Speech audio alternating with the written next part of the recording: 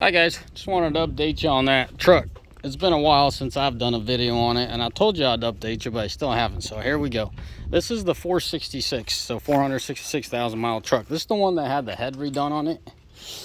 Well, while the head was getting done, might as well give you the side note here. This is the frame to that truck. So as you can tell, the guys completely swapped in a low mileage engine, tranny, and transfer case. I was fortunate enough to find this whole combo for $7,500, and it was advertised as 32. I got paperwork saying 36,000 miles on this setup where the donor was at. I just wanted to prove this is it, so all you Ford guys can be happy. Yes, Dodge has to pull it. There you go. There's the color of that bed. What is that, greenish gold? It's a pretty cool color, actually. I like it. So anyway, back to the story of the initial failure. What happened, we pulled the head, we saw the valve, we saw the seat. Upon installing the head on, we noticed that the cylinder was cracked. So further inspecting, from what it turned out to be, what has happened is neglect on the owner's part. Sadly, this engine would have been still running. I got trucks with north of 600,000 on them. This thing at 466 went because the owner was being cheap. He's a friend of a friend, and he might be watching this video, but buddy, you are one cheap fella, and this is what it cost you. So upon taking stuff and servicing this thing, well, let me finish the story, what really happened. So the injector on the first cylinder went out. He kept pushing the truck, melted the piston, melted the valve.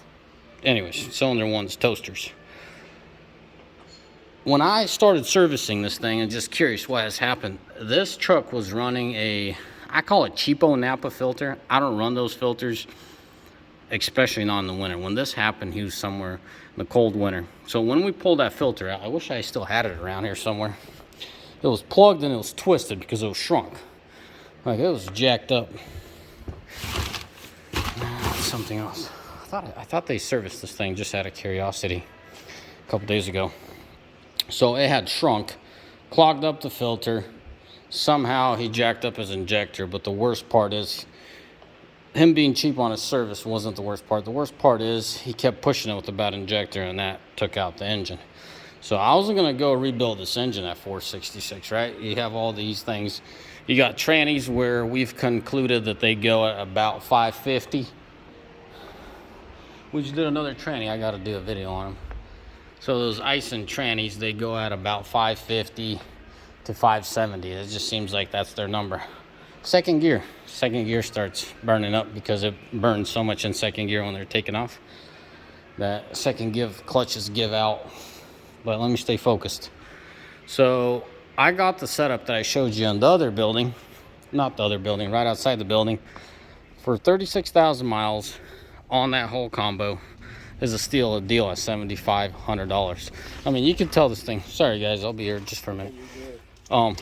You can tell this thing has low miles. It was buried outside with tarps all over it. I mean, the guy just pulled it out of a donor. What really happened is the guy bought the initial owner of that combo bought the truck because he needed the tranny and the transfer case, something of that nature. He wasn't very educated, and I'm not like calling him dumb or anything. He was just wasn't very adverse in his education about the tranny, so he ended up buying an Aisin tranny when he needed a Chrysler, and figured it would be cheaper just to go buy the the Chrysler and the transfer case that he got offered after purchasing that whole commotion. And off he went. So he ended up with this donor truck. He didn't know what to do with it. He cut up the body because it was so bad, and he sold some powertrain, and obviously I got the main deal from it. So moral of the story, don't be cheap. Do your service. Don't blame everything under the moon and the sky for being dumb and not being properly engineered. Now, one would say, dude, 466, shut up and be happy you got that much. Well, yeah, I mean, you could go that route, but also considering the fact that we have trucks with respectfully north of that, when you compare 466 to 630 and there's minimal blow by, it really sucks. Anyways, guys, I'm pointing the camera down because there's a little bit of vehicles labeled around here. But anyways, hopefully I'll have enough time. There's plenty of projects around here. I want to talk to my regulars about this truck, how it came to be about this truck. And then that truck, that's the bent to crap truck. I might as well give you the sneak peek. This is the truck that had the bent frame. So we finally got around to it to get it on the frame, and we're working on getting it started. It has a little bit of electrical issue. This truck, this is the one that had a fallen tree on it. Obviously it's good to go. So yeah, let me finish off giving you a little sneak peek. It's about to go to a body shop, get all this bondoed up and spraying the whole thing.